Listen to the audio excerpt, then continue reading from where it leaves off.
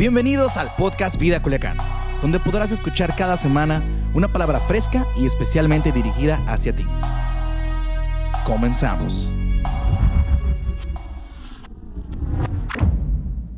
Y yo estoy muy emocionado. Mientras yo estudiaba durante esta semana, yo le pregunté a Dios, esa es la pregunta más importante que hacemos los pastores cada día: Señor, ¿cuál es la palabra que tú quieres que yo le comparta a la iglesia? Porque la Biblia está llena de riqueza, y en 32 años de pastor en mi computadora tengo muchos temas, y pudiera tomar cualquiera de esos temas, elegir hasta la temática, y tengo documentos que pueden apoyar mi vida. Pero lo importante es la palabra que Dios tiene para nosotros aquí y ahora. Y mientras yo platicaba con Dios, escuché su voz. De una o de otra manera sabía que Dios habló a mi vida para contarte y para profundizar un poco en la historia de Ruth. Así que quiero que abras tu corazón y quiero que te dispongas para una revelación, un entendimiento increíble de la vida de Ruth. Te invito para que te mantengas durante los próximos 30 minutos y abras tu corazón. Estoy convencido que tu vida no será la misma si puedes oír a Dios en medio de esta prédica. Y el título que yo le puse a esta plática es un poco largo, pero describe lo que quiero hablar: la más bella historia contada, escrita en hojas sucias y rotas. Así es el tema. Una historia fascinante, una historia que deben escuchar todas las generaciones, pero que fue escrita en hojas sucias y rotas. Ahora, quiero presentarte dos proposiciones o dos tesis este día. Y la primera de ellas, que es lo que quiero comprobar con mi predicación y el fundamento de la palabra, es este. Número uno: Dios es poderoso y soberano. Se escucha, cuando hablamos acerca de la soberanía de Dios, es que Él decide hacer algo y no hay nada ni nadie que le impida. Entonces, Dios es poderoso y es soberano como para escribir una bella historia en las hojas de la vida llenas de suciedad y desesperanza. Pero no solamente es soberano y poderoso para escribir una historia en hojas sucias, sino también es poderoso y soberano para utilizar a las personas más inimaginadas para escribir esa bella historia. Dicho de otra manera, déjame decirlo: Dios, en el peor escenario y con los peores personajes, puede dirigir una bella historia de trascendencia eterna. Y ahora cambié desde escritor a un director de cine, ¿verdad? Intencionalmente. Lo digo de nuevo: Dios, en el peor escenario y con los peores personajes, tiene el poder para dirigir una bella historia de trascendencia y relevancia eterna. Fíjate lo que dice el apóstol Pablo acerca de esto en 1 Corintios capítulo 1 versículo 26. Dice: recuerden, el apóstol Pablo está escribiendo a la iglesia de Corinto, dice: recuerden, amados hermanos, que pocos de ustedes eran sabios a los ojos del mundo, o poderosos o ricos cuando Dios los llamó. En cambio, Dios eligió lo que el mundo considera ridículo para avergonzar a los que se creen sabios, y escogió en su soberanía cosas que no tienen poder para avergonzar a los poderosos. Dios escogió lo despreciado por el mundo, lo que se considera como nada, lo que el mundo desechó. Dios lo escogió y lo usó para convertir en nada lo que el mundo consideraba como importante. Como resultado, nadie puede jamás jactarse en la presencia de Dios. Escucha esto: ningún personaje de la historia bíblica y en la historia de la humanidad que ha sido usado por Dios para eventos increíbles, ninguno de ellos puede decir: es que la clave de la belleza de la historia es que yo era un artista o un actor trascendente con talento especial. De ninguna manera. En la creación y todos los actores, los escenarios y todos los actores pueden dar testimonio que fue la grandeza de Dios quien puede hacer posible una gran historia o una gran pintura en un lienzo roto o con actores rotos o desechados. Ahora, si Dios tiene el poder para escribir una historia en hojas rotas y sucias, entonces aquí está la tesis número 2. Estas hojas de la historia presente, estas hojas 2020, todo lo que está pasando, son un perfecto lienzo donde Dios quiere y puede pintar una historia de belleza sin precedente que transformará el curso de la historia y acelerará el retorno de la venida de Jesús. Yo estoy convencido que muchos de nosotros, cuando piensan en el año 2020, dicen: ¿qué otra sorpresa negativa nos puede traer? ¿Qué más peor nos puede ir en el 2020? Queremos que se acabe, queremos cerrar y abrir los ojos y aparecer en el 2021 y volver a soñar. Yo creo con todo mi corazón que este año 2020, escucha, es el escenario, por las características, es el escenario donde Dios va a escribir una historia que va a cambiar el mundo o la historia de la humanidad. Dios va a hacer algo poderoso, va a ser algo impresionante, porque ese es el carácter de Dios. Cuando todos dicen no se puede hacer nada, Dios dice se puede hacer mucho. Cuando todos nos desechan, Dios dice yo te elijo. Ese es el Dios de la Biblia, ese es el Dios que adoramos. No necesita grandes actores, no necesita grandes escenarios. En el caos y en medio de hombres y mujeres con grandes complejos o heridas, Dios puede utilizarlos para hacer grandes obras que determinen o cambien la historia de la humanidad. Y ese es el Dios que nosotros adoramos. Y esa es la tesis. Si mi tesis es bíblica y es verdad, entonces emocionate, porque estamos ante algo sin precedente. Y yo quiero, no por mis cualidades, sino por las que no tengo y carezco, yo quiero y yo creo que Dios va a usar mi vida en medio de este escenario de caos. Y si tú estás de acuerdo conmigo, puedes decir: sí, Pastor Fede, eso es verdad y yo también lo creo. Pero para sustentar esto, déjame ir a la historia del libro de Ruth. La historia de Ruth tuvo lugar durante el tiempo de los jueces. Era un tiempo de decadencia política, de degradación moral y de degeneración espiritual. Esta época decadente se extendió por un periodo de 400 años, o sea, 400 años de oscuridad. Y en medio de esta oscuridad plena nace o surge la historia de Ruth. El libro de Ruth proviene de un periodo de gran inmoralidad y es como una historia clara escrita sobre circunstancias oscuras. Es una historia hermosa, una historia dulce que ocurrió en un periodo de compromiso, corrupción y confusión. Fue como una luz brillante en medio de la oscuridad. Así es la manera en que Dios escribe. Sobre el fondo negro del pecado, Dios escribió la bella historia de la salvación en la cruz del Calvario. Ahora, entendiendo el contexto de oscuridad, fíjate lo que dice Ruth capítulo 1. Quizá tú has escuchado acerca de la historia de Ruth, pero quiero que abras tu corazón a un enfoque diferente y una palabra relevante para el tiempo en el cual estamos viviendo. Ruth capítulo 1 dice: en los días en que los jueces gobernaban Israel, entendemos que eran tiempos de decadencia moral, espiritual. Se agrega algo a esta tragedia: un hambre severa, o sea, un hambre sin precedentes azotó la tierra. Una de las historias más bellas jamás contada inicia en un escenario oscuro. Así inicia el relato. La Biblia dice que reinaba una crisis espiritual, una decadencia moral y social, y por si fuera poco, una crisis económica devastadora. El parecido con la presente realidad es meritita coincidencia. Los escenarios de 2020 y los escenarios donde surge la historia de Ruth son muy similares.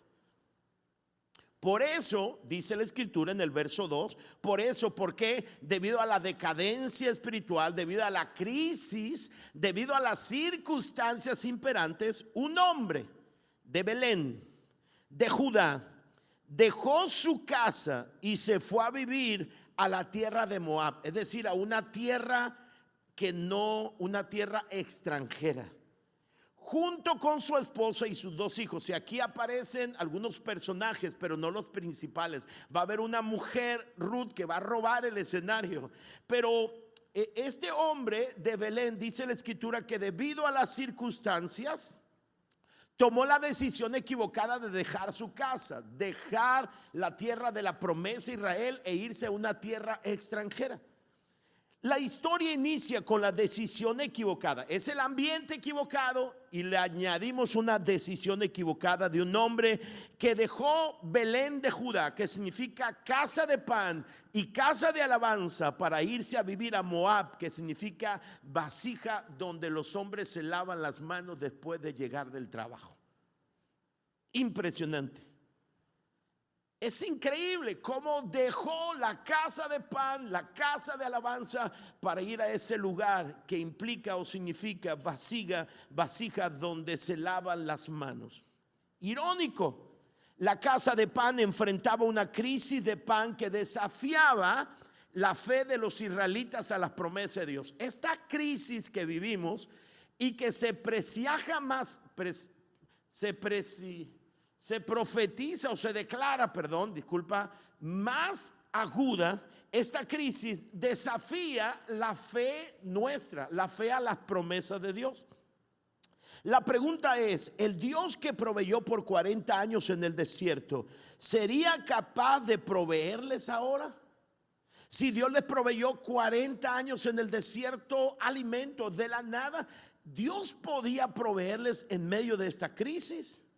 Una pregunta que debemos hacernos es: ¿dependeremos de la economía en el mundo en el que vivimos o vamos a depender de la economía celestial basada en las promesas de Él y su carácter?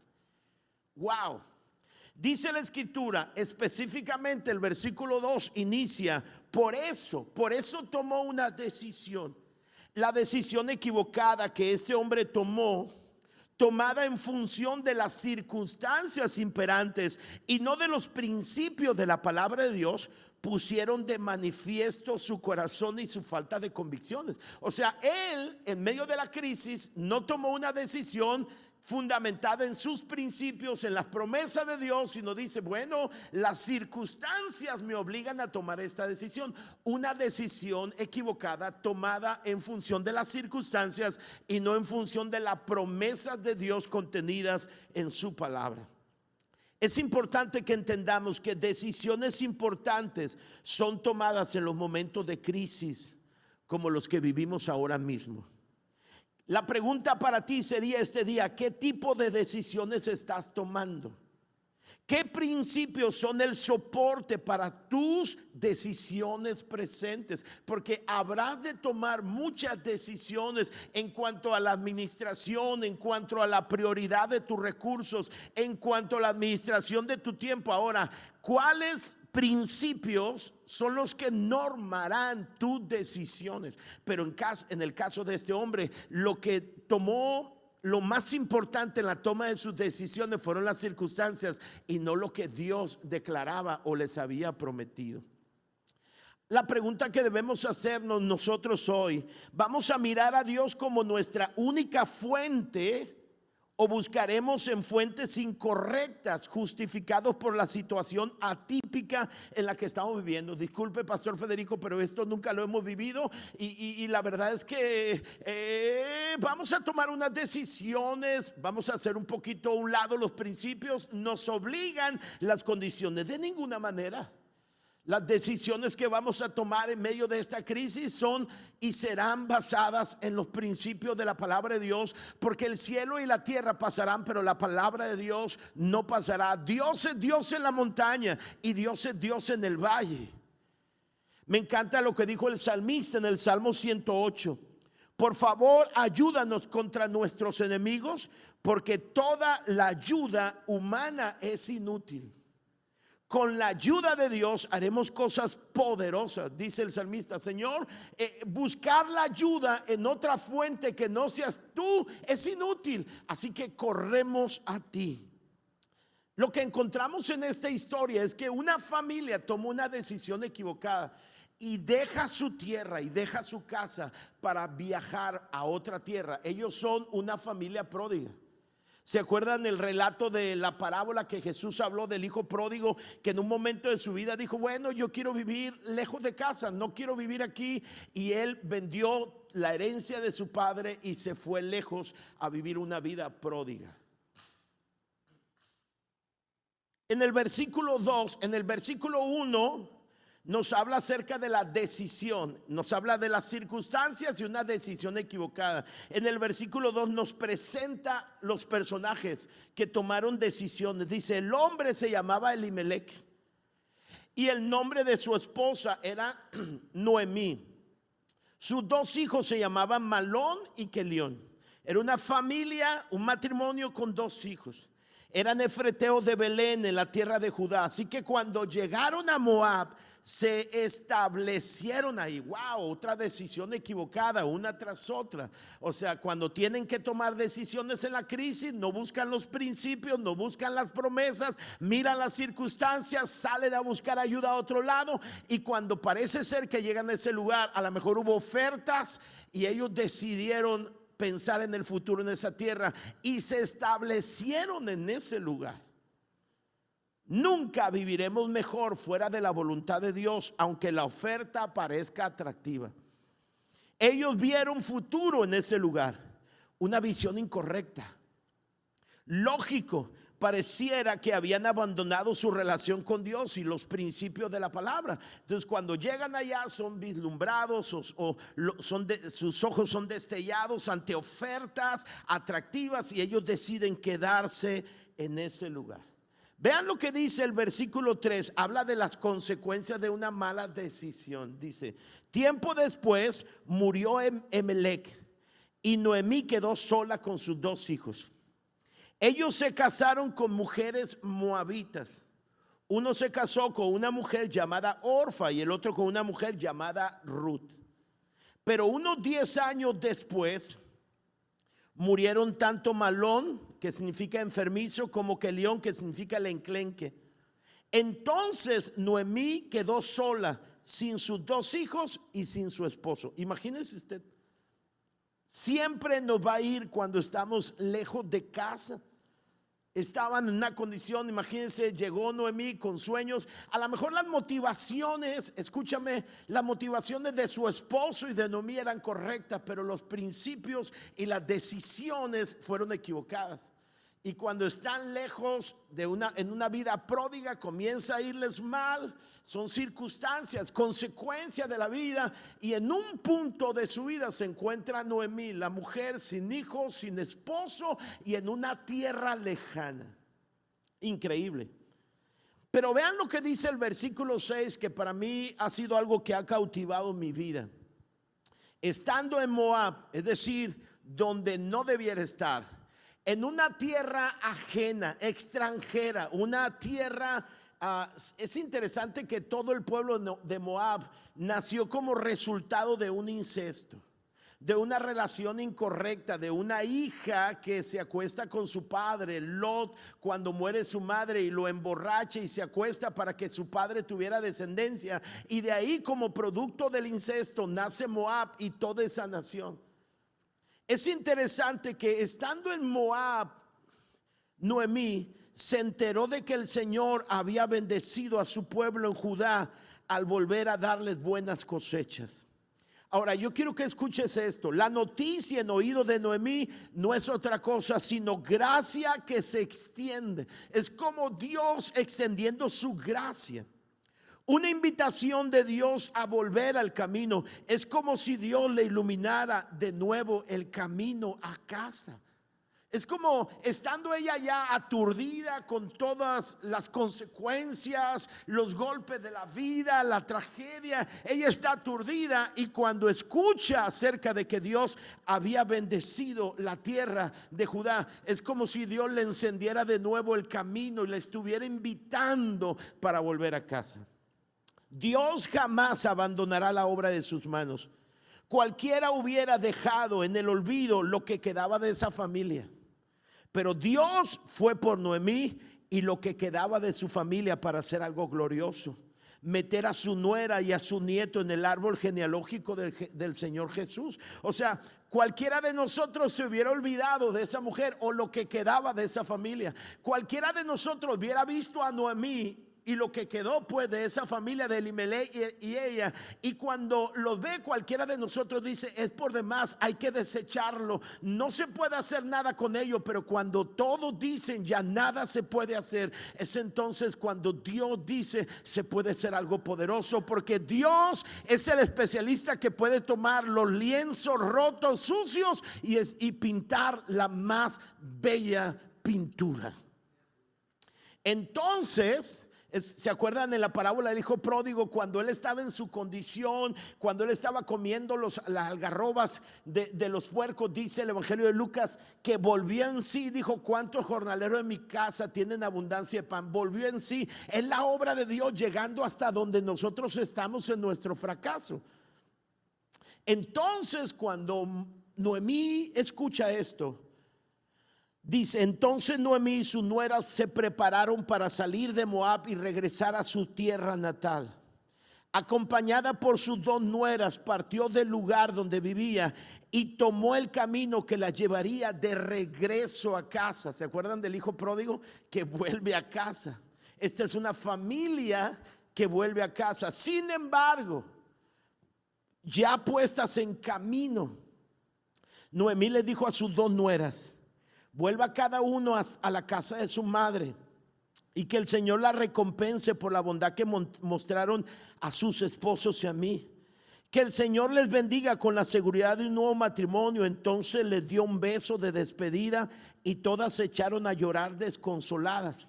No, le dijeron: queremos ir contigo a tu pueblo. Pero Noemí respondió, escuche lo que dice Noemí: ¿por qué habrían de continuar conmigo? ¿Acaso puedo tener más hijos que crezcan y sean sus esposos? No, hijas, regresen a la casa de sus padres, porque ya soy demasiado vieja para volverme a casar. Aunque fuere posible y me casara esta misma noche y tuviera hijos varones, entonces ¿qué? ¿Esperarían ustedes hasta que ellos crecieran y se negarían a casarse con algún otro? Por supuesto que no, hijas mías. La situación es mucho más amarga para mí que para ustedes, porque el Señor mismo ha levantado su puño contra mí. Ahora escuche esto, lo que está diciendo Noemí. Escuche esto: si las nueras se iban con Noemí, significaría no volverse a casar, pues a los israelitas les será prohibido casarse con mujeres extranjeras, y por si fuera poco, una vida de pobreza perpetua, porque al salir Noemí con su familia perdieron tierras y perdieron sus propiedades. Entonces Noemí les dice a sus nueras: miren, hijas, si ustedes van conmigo a la tierra de Israel, los israelitas no se casan con extranjeras. Y si yo volviera a tener hijos, no pueden esperar hasta que crezcan mis hijos, pero yo ya soy vieja. Y entonces dice: mejor vuelvan a la casa de sus padres, que Dios los bendiga con un nuevo matrimonio que garantice su futuro. Porque si se van conmigo, yo no tengo nada, no hay nada. Y Noemí, pensando en el corazón de sus nueras, les dice que se vuelvan. Algo bien interesante es que yo creo con todo mi corazón que estas dos mujeres, cuando se casan con los dos hijos de Noemí, entiendo, si el significado de los nombres de ellos era enfermizo y enclenque, entiendo que no tenía mucho atractivo. Pero a lo que enamoró a estas mujeres de esos hombres era el Dios de ellos. Aún en medio de su crisis, aún en medio de estar en el lugar equivocado, había algo de la presencia de Dios que dio testimonio a sus vidas, y vieron en el Dios de estos hombres algo por qué luchar. Pero mueren esos hombres, impresionante.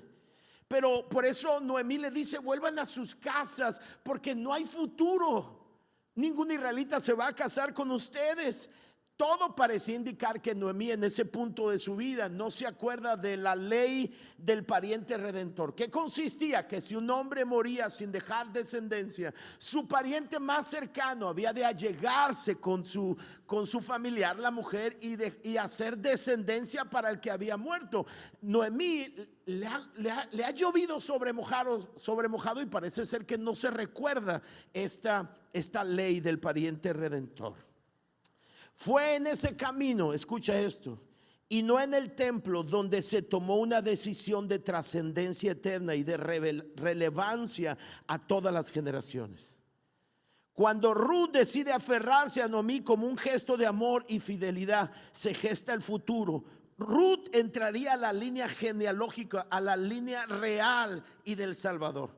Fíjate lo que dice la Biblia en el verso 14. Entonces volvieron a llorar juntas. Orfa se despidió de su suegra con un beso, pero Ruth se aferró con firmeza a Noemí. Wow, impresionante. Fíjate lo que dice la escritura. Jesucristo lo enseñó. Lucas capítulo 9 versículo 62. Jesús dijo: no se puede pertenecer al reino de Dios y hacer lo mismo que hace un mal campesino. Al que se pone a arar, el que se pone a arar el terreno y vuelve la vista atrás, los surcos le salen torcidos. O como lo dice la Nueva Traducción Viviente, Jesús les dijo: el que pone la mano en el arado y mira hacia atrás no es apto para el reino de Dios. ¿Qué fue lo que pasó? Bueno, Orfa toma la decisión por Dios, toma la decisión por Noemí, pero cuando va en el camino comienza a pensar y a sacar cuentas. Y Noemí le dice: acá no hay futuro, no hay esposo, hay pobreza. Y entonces ella se le olvida que su decisión era por Dios y entonces da marcha atrás. Pero Noemí ahí en el camino tomó la decisión de reafirmar la decisión que había tomado. Es impresionante.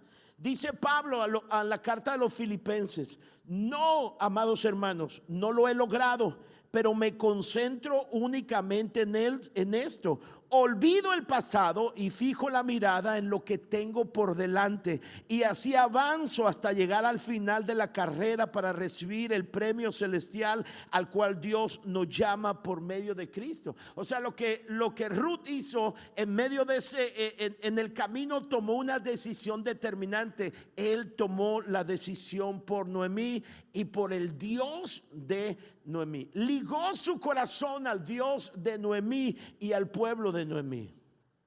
Vean, cuando Orfa con un beso se va, el versículo 15 dice, le dice Noemí: tu cuñada regresó a su pueblo. ¿Y a dónde? Y a sus dioses. Es fundamental. Tú deberías hacer lo mismo. Pero Ruth respondió: no me pidas que te deje y regrese a mi pueblo. A donde tú vayas, yo iré. Donde quiera que tú vivas, yo viviré. Escucha esto: tu pueblo será mi pueblo y tu Dios será mi Dios. Donde tú mueras, allí moriré y allí me enterrarán. Que el Señor, dice, y está hablando del Señor, nuestro Dios, el Dios de Israel, que el Señor me castigue severamente si permito que algo nos separe aparte de la muerte. Si tú observas cuando Noemí le dice a Ruth: mira cómo Orfa volvió a su pueblo y a sus dioses politeístas, que eran los moabitas. Pero cuando ella dice: no, tu pueblo será mi pueblo y tu Dios será mi Dios, y lo dice que el Señor, singular, refiriéndose al Dios que ella había conocido, al Dios de Israel, y dice que el Señor me castigue si yo permito que alguien nos separe aparte de la muerte. Es impresionante. Escúchame, ella dice: tu pueblo será mi pueblo y tu Dios será mi Dios. Quiero decirte algo poderoso: jamás habrá una real vinculación al Dios bíblico sin una igual vinculación con su pueblo. O sea, las personas que dicen: yo amo a Dios, pero y Dios es muy especial para mí, pero no es especial el pueblo de Dios, esa no es una real vinculación. Ella dice: tu pueblo será mi pueblo y tu Dios será mi Dios. Wow, impresionante. Ruth era una moabita extranjera, pero ahora había depositado su fe en ese Dios de Israel y se había unido de corazón al pueblo de Israel y al Dios de Israel. Y eso es un pasaje profético de todos nosotros, porque todos nosotros éramos extranjeros, no éramos parte del pueblo de Dios, pero Dios nos abrió un camino. Pero Dios llegó hasta nuestro Moab, y entonces nosotros creímos en él. Fíjate lo que dice Primera de Pedro capítulo 2 versículo 10, dice: antes no tenían identidad como pueblo, ahora son pueblo de Dios. Antes no recibieron misericordia, ahora han recibido la misericordia de Dios. Wow. Tú y yo antes no éramos del pueblo de Dios. Antes no habíamos alcanzado misericordia, pero ahora hemos alcanzado misericordia. Wow. Por eso cuando vos, que va a aparecer en el siguiente capítulo, cuando vos mira a Ruth, le dice que el Señor, de nuevo en singular, Dios de Israel, bajo cuyas alas viniste a refugiarte, te recompense abundantemente por lo que hiciste de unir tu corazón al de tu suegra Noemí. O sea que cuando Ruth decide ir con Noemí, decide porque ella ha ido a las alas del Dios Todopoderoso y sabía que amar a Dios implicaba amar a Noemí. Wow. Dice el versículo 18, cuando Noemí vio que Ruth estaba decidida a irse con ella, no insistió más. De modo que las dos siguieron el viaje. Cuando entraron en Belén, todo el pueblo se conmocionó por causa de su llegada. Yo creo particularmente que ese es un pasaje profético. ¿Por qué? Porque la Biblia dice que cuando María, embarazada de Jesús, llegó a saludar a su prima hermana Elizabeth, que estaba embarazada de Juan el Bautista, la escritura dice que cuando María llegó, el vientre de Elizabeth saltó. ¿Qué está diciendo? Juan saltó en el vientre y Elizabeth fue llena del Espíritu Santo. Yo creo que cuando llega Ruth, esa que tendría en su vientre a uno de la simiente de Jesús, creo que es un pasaje profético y por eso se conmocionó. ¿De verdad es Noemí?, decía la gente. Preguntaban las mujeres. No me llamen Noemí, contestó ella, más bien llámenme Mara, porque el Todopoderoso me ha hecho la vida muy amarga. Porque a veces cuando nos va mal debido a nuestras decisiones, hacemos responsable a Dios. Pero dice ella, me fui llena, pero el Señor me ha traído vacía a casa. ¿Por qué llamarme Noemí cuando el Señor me ha hecho sufrir y el Todopoderoso me ha enviado semejante tragedia sobre mí? Así que Noemí regresó de Moab acompañada de su nuera Ruth, la joven moabita. Llegaron a Belén a fines de la primavera, al comienzo de la cosecha de cebada. Wow. Y fíjense algo interesante, cuando llega Ruth, ella no conoce todo lo que va a pasar, pero en el capítulo 2 se presenta un hombre impresionante, un príncipe llamado Boaz, que tenía todo el dinero y que era pariente cercano del esposo fallecido de Ruth. Y ella va a trabajar en el capítulo 2 y conoce a ese hombre, y ese hombre se enamora de él. Y en el capítulo 4 ese hombre se casa con Ruth. Y vean lo que dice el capítulo 4. El capítulo 4 dice, así que vos, así termina la historia. La historia que inició en una mala decisión, en circunstancias desfavorables, con muerte, termina en una boda, en una ceremonia. En lo que inicia con esterilidad va a terminar con hijos, con familia. Ve lo que dice aquí. Así que vos llevó a Ruth a su casa y la hizo su esposa. Cuando se acostó con ella, el Señor permitió que quedara embarazada y diera a luz un hijo. Entonces las mujeres del pueblo le dijeron a Noemí, alabado sea el Señor que te ha dado ahora un redentor para tu familia. Que este niño sea famoso en Israel, que él restaure tu juventud y te cuide de tu vejez. Pues el niño de tu nuera que te ama y que te ha tratado mejor que 7 hijos.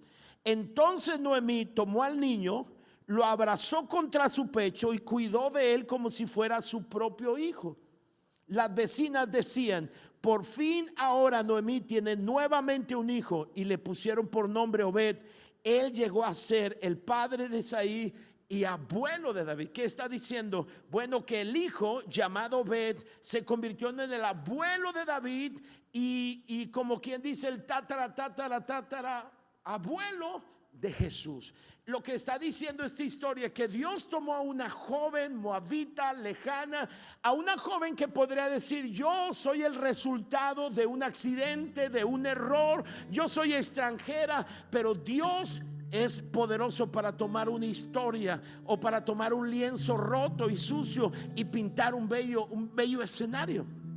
Y Dios tomó a esta joven en medio de un caos económico, en medio de un caos social, y construye algo tan hermoso. Lo que Dios hace con esta mujer es meterla al linaje real y al linaje salvífico, de tal manera que en los evangelios de Mateo y Lucas, cuando se escribe el árbol genealógico de Jesús, aparece esta mujer moabita llamada Ruth.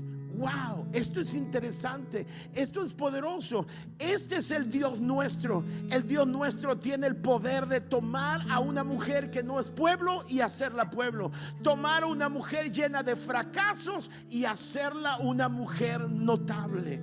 Creo que todos nosotros estamos pasando por una circunstancia difícil, el peor escenario. A lo mejor hemos cometido muchos errores. Tú has dicho: pastor, yo he cometido muchos errores, estoy lleno de fracasos. Puede ser que nadie haya apostado por ti, pero escúchame, el Dios de la Biblia es el Dios que llegó hasta Moab para rescatar una joven y hacerla sentar en la genealogía real de Jesucristo. Y ese mismo Dios está en medio de este escenario, llamándote a ti para que tú tomes una decisión por Él. Y Él promete bendecir y transformar tu vida. Él tiene el poder para cambiar el caos de tu vida y para cambiarlo en un lugar de bendición.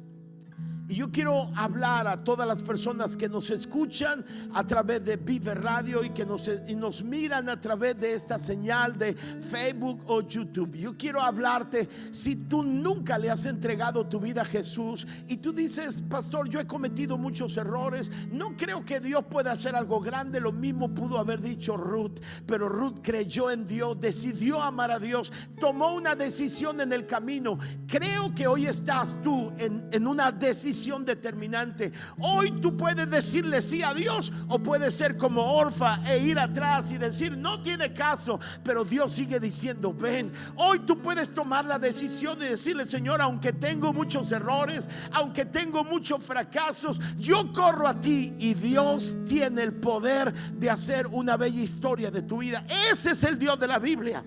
No ha cambiado. Él es el mismo de ayer, es el mismo de hoy y es el mismo siempre. Si tú quieres invitar a Jesús a tu corazón, yo te invito a que tomes esta decisión que puede y va a cambiar el rumbo de tu vida aquí en la tierra y la eternidad. Cierra tus ojos donde sea que estés y repite con todo tu corazón esta oración: Señor Jesús, he descubierto que tú tienes el poder para cambiar el caos en orden. Tienes el poder para tomar a una humilde joven extranjera, cambiar su historia, meterla al linaje real y transformarla, Señor, su futuro, hacerla notable al mundo. Señor, hoy decido por ti. Hoy te abro mi corazón y te entrego mis errores, mis fracasos. Señor, yo creo en ti, así como Ruth decido por ti. Decido amarte, aunque otros den marcha atrás. Yo decido amarte a ti. Te abro mi corazón. Te pido que perdones mis errores. Te pido que vivas en mí y que me hagas nacer de nuevo.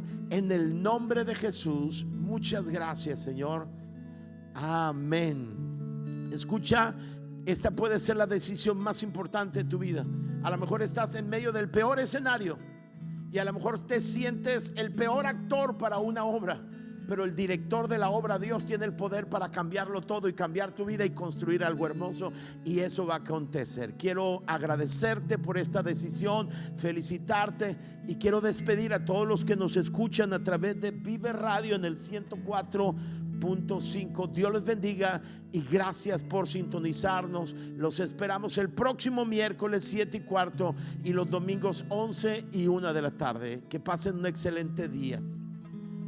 Ahora quiero hablar a la iglesia, y quiero hablar a la iglesia Vida Culiacán. Yo creo que este año 2020 es el peor lienzo que hemos vivido. Muchos hemos dicho que acabe esto. Hemos dicho: este año no me acaba de sorprender con todo lo que se acumula. Pero yo creo que este año es el escenario idóneo donde Dios va a hacer algo poderoso y sin precedentes. Y a veces decimos: pastor, y la verdad, ¿quiénes somos nosotros? Simplemente cuando creímos en Dios y nos aferramos a Él, yo creo que en medio de toda la pandemia, en medio de la crisis, en medio de todo lo que está pasando, Dios va a utilizar esta iglesia, va a utilizar la iglesia a la cual tú asistes, y en medio de todos los fracasos Dios va a hacer algo hermoso y de trascendencia. Yo cuando estoy viendo esta circunstancia le digo: Señor, decido por ti y creo en ti y creo que tú eres poderoso. Así que quiero invitarte para que ores conmigo, iglesia. Vamos a orar y vamos a decirle: Señor, aquí está mi vida. Tú puedes hacer grandes cosas con mi vida y yo te la entrego. No te la voy a negar. ¿Dónde quedó Orfa? Ni sabemos acerca de Orfa, pero hoy estamos hablando de Ruth. Señor, lo mejor que puedo hacer es entregarte mi vida a pesar del escenario. Así que ora conmigo. Señor, muchas gracias en esta tarde. Gracias este día porque hemos escuchado la verdad de que tú eres poderoso para escribir una gran historia en hojas de vida sucias y sin esperanza. Lo hiciste con Ruth y lo haces ahora mismo. Señor, aquí está nuestra vida. Decidimos en este punto de la historia correr a ti. Decidimos, Señor, creer a tu palabra, Señor, y aquí están nuestras vidas. Creemos que algo glorioso, algo sin precedentes, Señor, tú vas a hacer. Lo creemos con todo nuestro corazón y con todo nuestro ser, en el nombre de Jesús. Muchas gracias, Señor. Amén, amén, amén. Gracias por estar con nosotros. Dios les bendiga. Gracias por ser parte de la comunidad Vida Culiacán. Nos encantaría que pudieras compartir este podcast con tus familiares y amigos. No olvides suscribirte a nuestro podcast a través de todas las plataformas de audio, como Apple Podcasts, Spotify y YouTube. También recuerda que nos puedes seguir a través de nuestras redes sociales como @Vida Culiacán en Instagram y Vida Culiacán en Facebook. Haznos llegar tus dudas y contáctate con nosotros a través de estos medios. Hasta la próxima.